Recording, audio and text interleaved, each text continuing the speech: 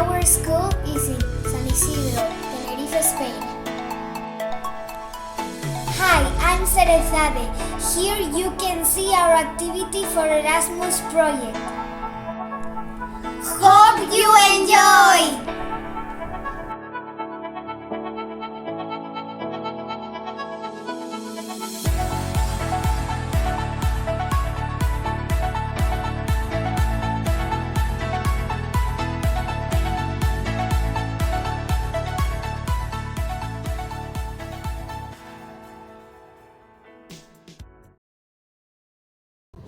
What's your surname? My surname's Lloyd.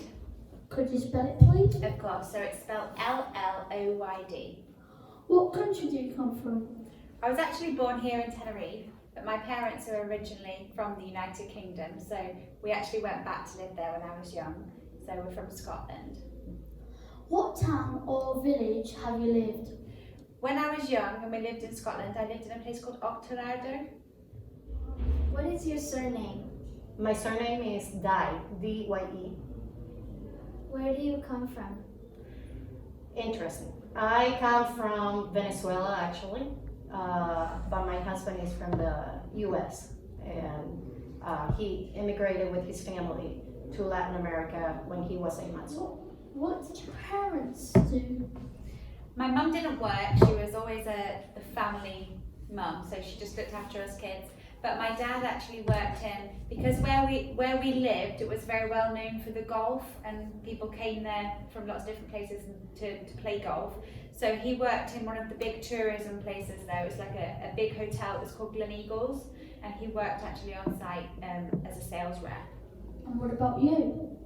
I work here, so I work for an English company that brings English products over from the UK to be able to sell in supermarkets and hotels here for the English tourists that are on holiday here. Okay. Why did you leave? Why did we leave the UK? Yeah. My parents wanted to come here for a different kind of life, so there was different opportunities for them here, and they thought that there would be different opportunities for us as kids when we grew up. They wanted us to be able to learn a different language and learn different cultures. When did you move here? I moved here 4 years ago. Well, we all did, my whole family, in 2015. Why did you choose Tenerife? We chose Tenerife because we had friends here. They invited us to come, and they didn't have a place to go, and they had neighbors that didn't know about God, and so we came here just to show love, and we found people here open to hear. Was it difficult for you to learn English? Somehow. My husband has been fluent all his life in both languages. I wasn't, and when we got married, I had to live with him a year in the States, and when you have the need to work, you need to learn. And so I worked in a fast food place, and I had to learn English. So it wasn't like my kids grew up learning both language since they were little.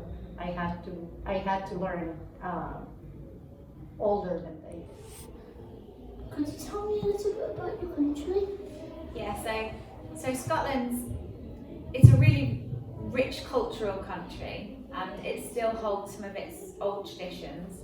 So, for example, when I lived in Scotland, and we went to a public school, and we were taught all the traditional things, the cultural things. So, we had sometimes a really traditional outfit, which is something called a kilt, which is like a skirt. It's a Scottish tradition. It's been like that for years, and even the men, they wear them as well, and they still wear them now for things like weddings and stuff. But so the boys were made to come to school sometimes in a kilt, and we had to do things like learn Scottish dancing. We did Scottish Highland dancing, and ate maybe some of the traditional foods like fish and chips, and English or Scottish breakfast, haggis. Oh, don't like haggis, but yes, haggis.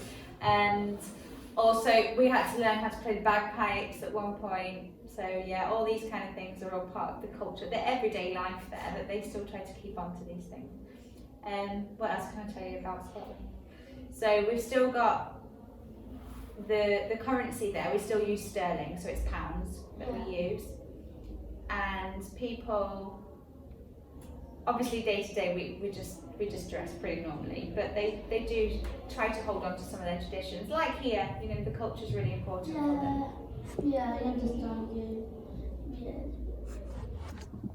What did you do to integrate in Spain? It was kind of hard at the beginning, especially with kids, because they miss their family, they miss their friends, they didn't know anybody here, and some of them are sociable kids and the other ones are not, and so it was kind of hard to integrate them in something. So I started like with basketball. I started, you know, our first Christmas here, giving sweets to the neighbors so that I will get to know my neighbors. But little by little, I guess, knowing people and trying to get involved in different things help understand each of the culture, because Tenerife is a very multicultural society. And so I have neighbors from Italy, I have neighbors from mainland Spain, from Seville, I have neighbors, you know, just different parts of here and from Cuba. And so it is a very multicultural city. So it has helped not feel so much out of place, because everybody has come from somewhere, most of them. So do you feel that it's important that your kids speak 2 languages? Yes, I think it opens doors. I wish they knew more than 2 languages, and I'm working on it. But I think it's very important because it gives you opportunities not only in here but in other places to connect.